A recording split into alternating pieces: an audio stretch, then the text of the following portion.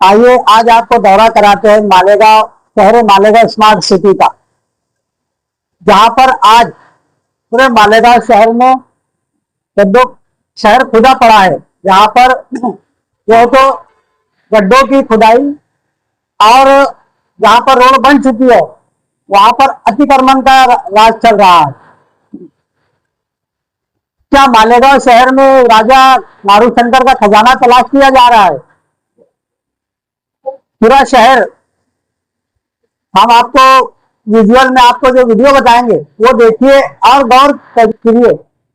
कि क्या हम शहर में हैं या किसी 70 साल पुराने देहात में जिंदगी गुजार रहे हैं। और बड़ी दुश्वारी की बात, अगर खुदाई हो भी रही है, कहीं अगर रोड तामीर भी हो रहा है तो लंबे समय के बाद रोड तामीर होने के बाद तकरीबन रोड का कहीं पर खुदाई हो रही है तो पहले तो महीनों काम नहीं हो रहा है, और अगर काम तकिए की चाल से शुरू किया भी जा रहा है तो तकरीबन 4-6 महीना एक रोड के ऊपर, जब तक के आगे का रोड बन रहा है, उधर का बनने से पहले जो उसके पीछे का जो बन चुका था वो खराब होता चला जा रहा है। ये जो हालात आज हमारे शहर में है, और जो रोड बन रहा है, जो बन के तामीर हो जा रहा है, उसके ऊपर अतिक्रमण का कब्जा शुरू हो जा रहा है। आज आप अगर घूमकर देखेंगे मालेगांव शहर का जो अहम रोड है, जो आगरा रोड है, जिसको आगरा रोड के नाम से जाना जाता है, जो शहर का सबसे मेन रोड है, जहां से ट्रैफिक बाहर से आने वाली गाड़ियां गुजरती है, उसका जो अतिक्रमण है, वहां से आप निकलकर आ जाओ इधर किदवाई रोड पर जो अतिक्रमण है, उससे वहां से निकलकर आप मोहम्मद अली रोड पर आ जाओ, वहां पर जो अतिक्रमण है, अतिक्रमण इस कदर है कि आम पब्लिक को चलने के लिए बिल्कुल दुश्वारी है। इसलिए कि जब कोई रोड बनता है, जब कोई रोड के साइड में जो जगह होती है वो पब्लिक के चलने के लिए होती है,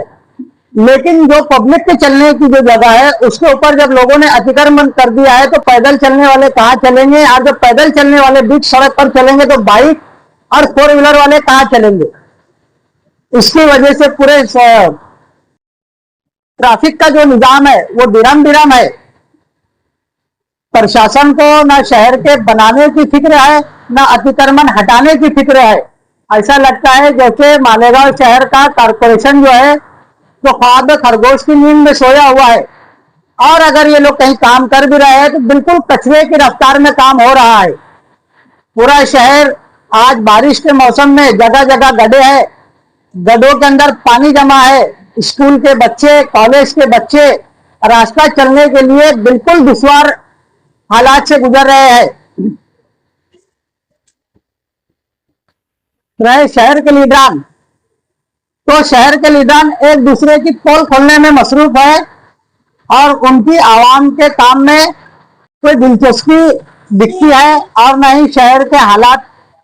बेहतर करने में, जबकि शहर के हालात बद से बदतर होते जा रहे हैं। शहर में कीचड़ और गंदगी का साम्राज्य बना है, अगर किसी को कोई लेना देना है ही नहीं। शहर में इन दिनों और भी अगर शहर के हालात पे बात की जाए, इतने मसाइलों से मालेगांव शहर, वो मालेगांव शहर जो मस्जिदों और मीनारों का शहर कहा जाता है, आज उसका ऐसा कोई मसला नहीं है जिसके ऊपर बात होनी चाहिए, जिसके ऊपर गुफ्तगू होनी चाहिए। मुझे तो समझ में नहीं आता कि किस मौजू के ऊपर मालेगांव शहर के हालात पे बात की जाए, किस मौजू के ऊपर गुफ्तगू की जाए, कौन से पॉइंट, कोई ऐसा पॉइंट नहीं है जिसके ऊपर बात हो सकती है। अभी तो हम सिर्फ पूरे शहर का जो हमने इंशाल्लाह आइंदे दिनों में हम पूरे शहर का जितने वार्ड है, एक एक वार्ड में जाकर आपको शहर के हालात से आगाह करेंगे, वहां के शहर के हालात की से बात करेंगे।